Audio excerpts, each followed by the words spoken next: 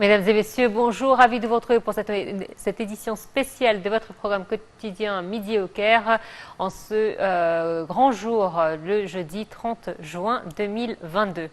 Aujourd'hui, donc, nous célébrons cette date. Il y a 9 ans, vous le savez, le peuple égyptien est descendu pour faire sa deuxième révolution. Une révolution qui donc vient compléter la première, celle du 25 janvier 2011. Une révolution à goût spécial car elle témoigne, elle est synonyme de volonté, elle est synonyme de dignité et en fait tous ces qualificatifs se réunissent pour cette journée. Et justement, le président Abdel Fattah el-Sisi ce matin a prononcé un discours à l'occasion de ce 9e anniversaire de la révolution du 30 juin. Dans son discours, le chef de l'État a détaillé les défis qu'affronte le pays après la révolution, ainsi que les acquis réalisés jusqu'à présent. Retour sur ce discours avec Péliane Fallou. أيها الشعب الأبي الكريم، في حياة الأمم والشعوب أيام ليست كغيرها من الأيام يكاد الزمن عندها يتوقف. Le président Abdel Fattah el-Sisi s'est adressé aujourd'hui à la nation à l'occasion du 9e anniversaire de la révolution du 30 juin. El-Sisi a déclaré que dans la vie des peuples, il existe des jours pas comme les autres, ajoutant que la nation égyptienne avait vécu de tels jours, dont parmi les plus glorieux, le 30 juin 2013, qui restera toujours gravé dans les cœurs, génération après génération. El-Sisi a indiqué que ce jour-ci, la voix de l'Égypte résonnait à travers le monde en déclarant que le pays ne sera pas pris. Le chef de l'État a ajouté que le 30 juin, les Égyptiens avaient écrit leur propre constitution émanée de leur conscience. Le président a souligné que l'esprit du 30 juin restera toujours un phare pour le travail à l'avenir qui nous guide et inspire pour faire face aux plus difficiles défis actuels qui sont la pandémie du coronavirus et la guerre russo-ukrainienne et leurs répercussions.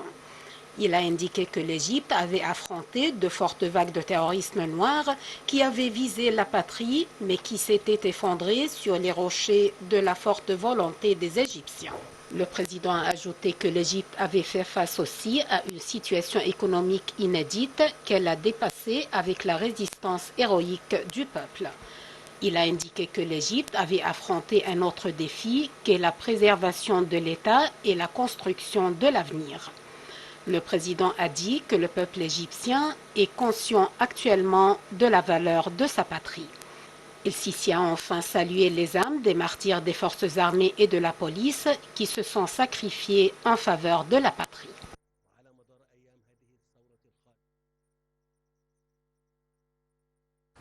Nous a rejoint par téléphone Madame Falida Choubechi, analyste politique, journaliste et également membre du Parlement égyptien. Bonjour. Bonjour à vous et à tous les téléspectateurs et à toute l'Égypte. Et bonne année pour notre révolution légendaire. Exactement, et étant donné qu'elle est légendaire et qu'elle est un tournant dans l'histoire de l'Égypte, vous, en tant que femme, en tant qu'égyptienne et en tant que journaliste, comment vous avez vécu ce 30 juin 2013 ? Moi, j'ai vécu le 30 juin dans la place Al-Tahrir parce que je suis une Égyptienne de la tête aux pieds et je vois que entre 35 et 40 millions d'Égyptiens ils sont sortis pour dire non à la dissémination de l'Égypte, à tous les malheurs qui nous attendaient avec les forces du mal. Je crois que c'est un jour mémorable dans l'histoire égyptienne et qui va être cité et loué dans des milliers de pages toutes les années à venir jusqu'à la fin de l'humanité. C'est un jour vraiment qui n'a pas de comparable parce que nous avons vécu un moment décisif dans notre histoire. Est-ce qu'on laisse l'Égypte aux mains des traîtres et des gens qui n'ont rien à voir avec le patriotisme ou l'amour de notre ethnie qui est vraiment la conscience du monde Alors là, je crois que nous avons sauvé notre pays et je crois que la femme égyptienne aussi, à mon avis, a joué un rôle primordial parce que toute la jeunesse qui sont sorties pour défendre le pays, ils ont été élevés par la femme égyptienne. Est-ce que la menace était uniquement économique et politique ou a été identitaire également? Non, identitaire et même vitale, parce que si nous, on s'était laissé entre les mains de ces gens-là qui n'aiment pas le pays, on aurait pu avoir comment dire, un état de dissémination, de division de notre pays, de nous transformer en réfugiés partout. Et ça, c'était un cauchemar. Vraiment, nous avons enlevé ce cauchemar. Et au contraire, alors, avec la direction de notre président Al-Sisi, nous avons enraciné les tiges d'une nouvelle ère et d'être vraiment des Égyptiens dignes de ce nom-là. Nous qui avons été les constructeurs des pyramides et de toute la civilisation qui a ébahi le monde entier, alors là, on ne pouvait pas se laisser décimer et diviser et déchiqueter par les forces du mal qui détestent notre pays et qui étaient au solde de nos ennemis. Alors, je sais que vous êtes très occupée et malgré cela, vous avez accepté notre invitation. Donc, merci à vous, Madame Faïda Choubachi, d'avoir été des nôtres ce matin dans notre programme Midi au Caire. Alors, la révolution du 30 juin 2013, dont nous célébrons aujourd'hui son 9e anniversaire, a été déclenchée par la volonté du peuple égyptien en vue de mettre un terme au pouvoir des frères qui ont gouverné en faveur de leur seul profit. Voyons tout de suite ce compte rendu signé Perihan Farou. Le 28 avril 2013, un mouvement populaire baptisé Tamarroud a été fondé dans le but d'obtenir l'organisation d'élections présidentielles anticipées.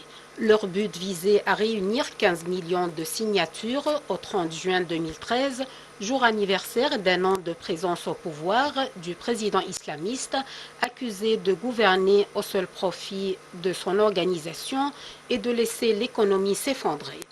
Le 30 juin, plus de 33 millions d'Égyptiens se rassemblent place Tahrir au Caire et aux alentours du palais présidentiel, tandis que d'autres manifestations se tiennent dans les villes d'Alexandrie, Port Saïd, Suez et dans tous les gouvernorats du pays. Le 1er juillet, plusieurs membres du gouvernement démissionnent. Compte tenu de la gravité et de la dégradation de la situation, le ministre de la Défense à l'époque, le général d'armée Abdel Fattah el-Sisi, donne 48 heures aux forces en conflit pour trouver un accord, à défaut de quoi une feuille de route sera imposée par l'armée qui précise qu'elle ne veut pas s'impliquer dans la politique du pays ou dans le gouvernement. Le 3 juillet, el-Sisi annonce lors d'une allocution télévisée la destitution du président des Frères et son remplacement par le président de la Haute Cour constitutionnelle, Adli Mansour. La joie envahit alors les rues égyptiennes. Le 4 juillet 2013, le président des Frères est détenu et des mandats d'arrêt sont émis à l'encontre des dirigeants des Frères. Le 5 juillet 2013, le Parlement est également dissous.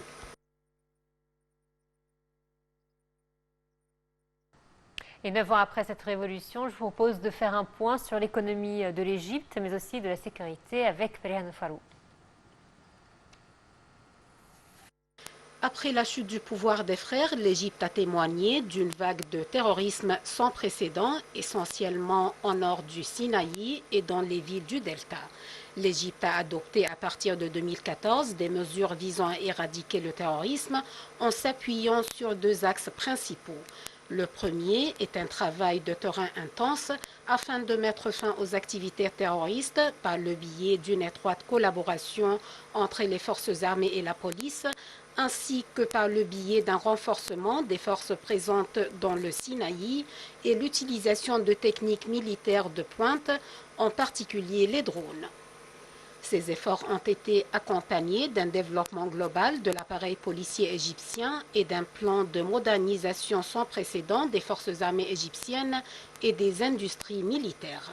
Ce plan était accompagné d'une stratégie de diversification des sources d'armement de manière à ne pas permettre à aucun pays de contrôler la qualité des systèmes d'armement possédés par l'Égypte. Le second axe se rapportait au développement des régions où se déroulaient les activités terroristes, en particulier le Nord Sinaï.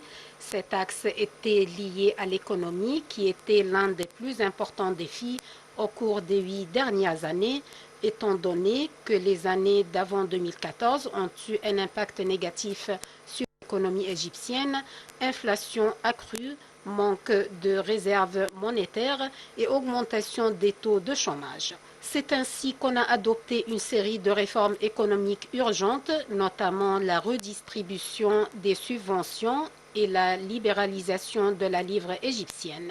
Ces réformes ont donné d'excellents résultats. Fin octobre 2017, la balance des paiements affichait un excédent de 13,7 milliards de dollars au cours de l'exercice 2016-2017, contre un déficit de 2,8 milliards de dollars au cours de l'exercice 2014-2015.